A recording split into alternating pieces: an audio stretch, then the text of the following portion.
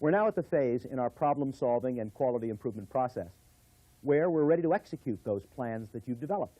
We focused on problems, analyzed them, developed innovative solutions, and an implementation plan. The output of this phase is to make sure that you also have organizational commitment, that you've completed the implementation plan, and you have a record of its impact. You remember the management team back at the pyramid? They too have gone through this process. They've been working on the problem of cracked stone blocks. They now are ready to execute their plan. At least, they think they're ready to execute their plan. Here's the wording of the problem statement revised from when we first started the project. Okay, the increased number of cracked stone blocks from 8% to 20% has resulted in an increase of rework, a higher rate of job-related injuries, and significant delays in meeting project deadlines. Good. Let's keep moving. Alice, can you review some of the data analysis? Sure. Now, as you remember, we ran several Paretos on the cracked blocks, but this was the one that gave us the first real clue to the problem. Now, comparing cracks in the larger blocks to the medium blocks to the smaller ones, we found that 80% of the cracks occurred in the larger units. Now, our fishbone diagram pointed up several potential contributing factors, and this led to a flow chart on how the blocks are transported. Mark and Bob, you did the follow-up sample for that. Why don't you fill us in? Well, it was really pretty simple once we knew what to look for, because we knew that the cracks were occurring somewhere between the river and the work site. Bob, you fill them in on how we got to the final plan. Sure. After reviewing all the possible solutions, including Ralph's idea of training condors to fly in the large blocks, we narrowed it down to either adding 200 workers for each lifting crew, or else weaving support lines for the large blocks. Now, as you can see from this cost-benefit analysis, the support lines proved to be the best solution.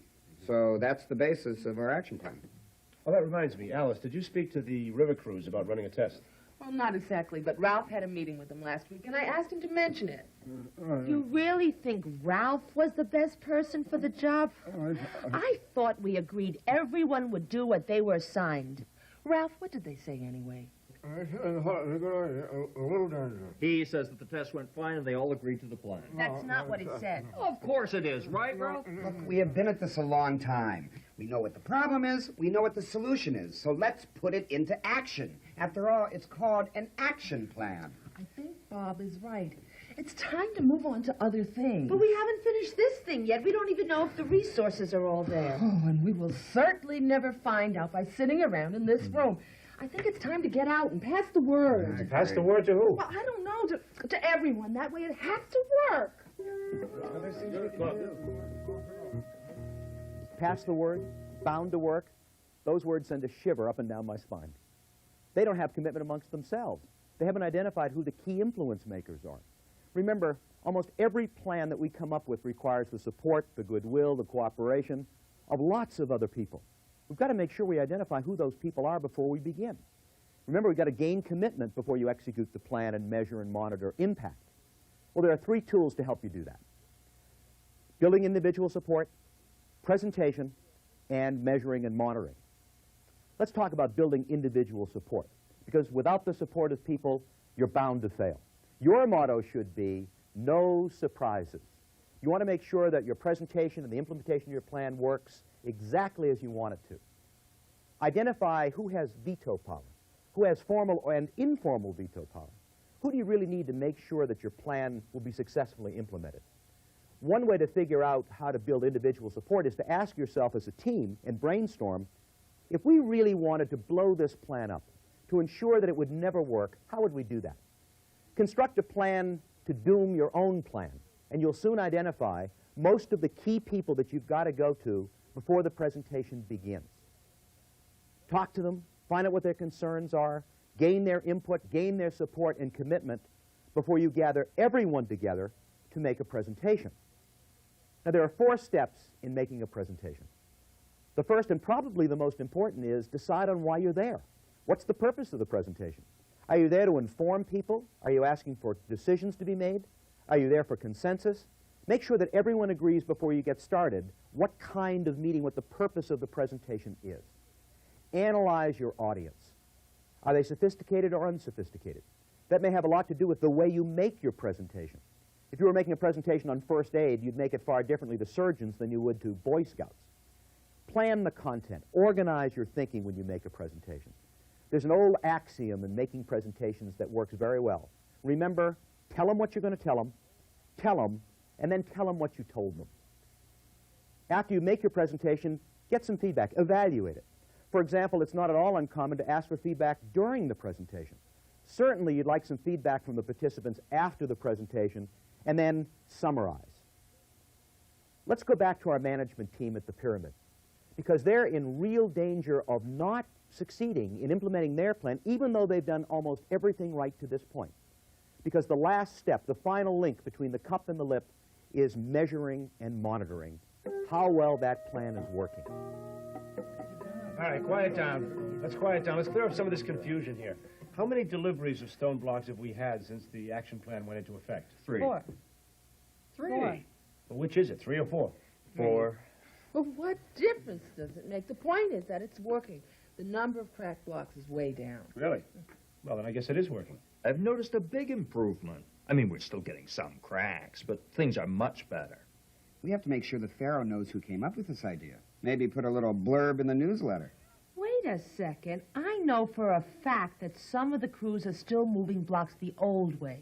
You can't expect everyone to go along with something like this. Well, maybe so, but we have to know who is and who isn't. What difference does it make? The point is that it's working. We all know that. Everybody agree? Yes. Speaking of everybody, where's Ralph? Oh, he said something about a last-minute job. He ought to be here any...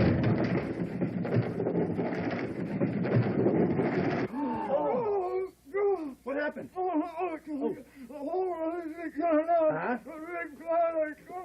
Yeah? Oh, no kidding. No, I know you're not kidding. It's just an expression. Okay, now take it easy. I'll tell them. He was unloading the biggest shipment of blocks. Then he noticed a lot of cracks. He's not sure what happened then. But he has the feeling we haven't solved the problem yet. Hopefully, a block shouldn't have to fall on you before you know your plan may not be going well. Remember our motto, no surprises? The way to avoid any surprises is to decide in advance, what are you going to monitor? How do you know your plan is actually working? Do you remember the team, the sales team back at the Pyramid, and they had a great innovative idea to drain damp hectares? Well, how are they going to know that's working? They have to decide, are they going to measure humidity, for example? And then they have to decide in advance, how are they going to measure? Are they going to go out and ask people? Are they going to put a barometer in there? Or simply go out and squeeze a sponge every once in a while? Then they have to decide in advance who is going to do the measuring. And how often will the measuring or monitoring be done? Beware of the fizzle effect. You put a plan in, you measure its performance over time, and you think that things are working. But conditions change. We are after long-term prevention. And because conditions change, you have to stay in touch with your plan to make sure that it's still appropriate to the current situation. Lastly, you want to record information and be able to present it so that you can compare one stage to another. If you remember, we spent a lot of time trying to generate baseline data, and you'd really want to make sure that you're moving in the proper direction. So it'd be nice to compare baseline data with new data that you're evolving over time. A couple of very simple ways to do that involves graphs and charts.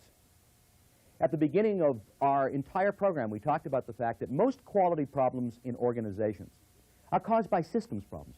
80% of the problems are caused by systems problems, and only 20% caused by people problems. Well, that can easily be represented in a pie chart. 20% people, 80% systems. And of course, as conditions change, the pieces of the pie will change over time, and you can compare one pie chart to another. Another good chart for comparing bits of information is the simple bar graph. The Pareto diagram was a bar graph. And you can compare one category to another. But if you want to add the element of time, trends over time, another chart that's very useful is appropriately called a trend chart. First, you have to decide what you want to measure, and then how often you want to measure it. Let's take the sales team back at the pyramid as our example. They're concerned about reducing moisture at the pyramid and might construct a trend chart that would look something like this.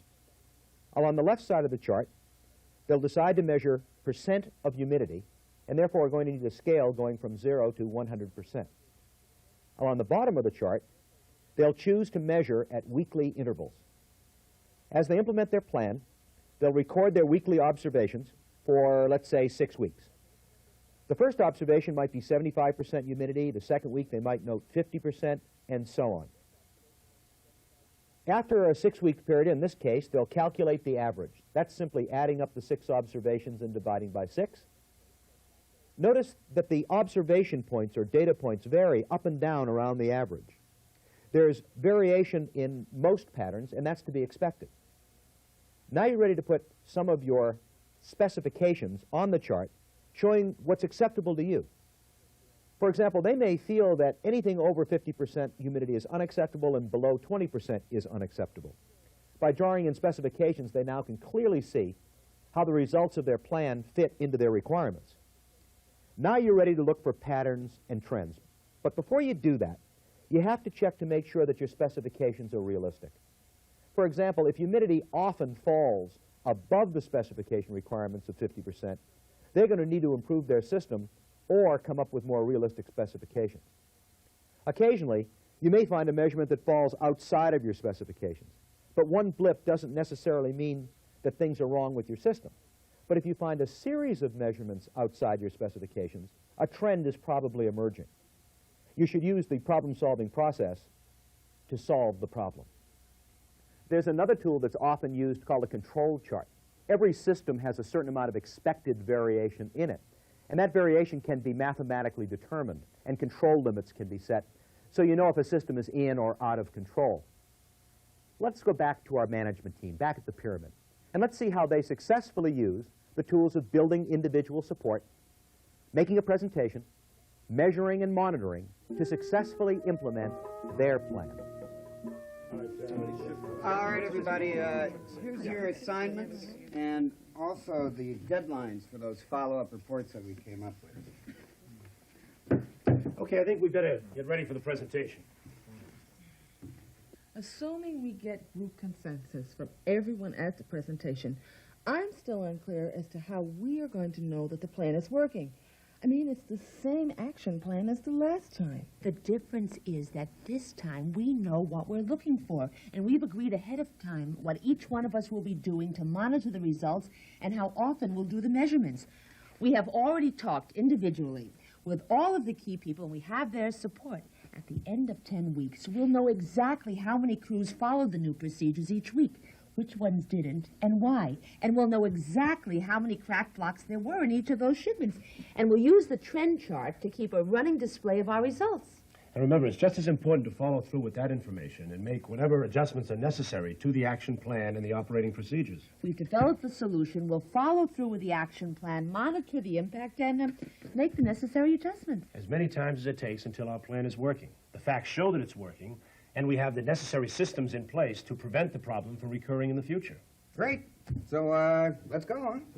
Ralph, listen, I'll give you a hand. Now, just hold real tight on it. Okay? You got it? All right. Listen, Ralph, I'm not... Oh, sorry, buddy. Sorry. Listen, I'm not so sure that you're cut out for pyramid work. Have you ever thought about going into high-tech? You know how to use an abacus, Ralph. When you finish the execute phase of our process, you're now able to take a plan and implement it and measure and monitor its impact. Implicit in the idea of quality is also the idea of continual improvement, so that now you're able to repeat the process and constantly improve your performance. As more and more people in your organization acquire the language and skill of quality improvement, as more people are able to focus and analyze and develop and execute solutions, something happens to an organization. It becomes more integrated. One part is able to influence and get to another part much more readily than it could before. For example, the president of a utility company is very excited about the quality program that he's about to launch. from the top of the organization all the way down through the bottom. But he wasn't always excited about it. About a year ago, as an experiment, a group of people down in finance and accounting went through this process. They did so well, their performance was so noticed, that a year later, the president of the company is ready to launch this major commitment. I asked the people down in finance and accounting, what exactly did you do that got his attention? And they said, we used the termite strategy. And I said, what is the termite strategy? And they said, we shall undercome. They just nibbled away until people began to notice how well they were doing. Regardless of where you start the process of quality improvement, everyone in an organization is able to contribute to improving the quality of the products and services that we offer to our customers.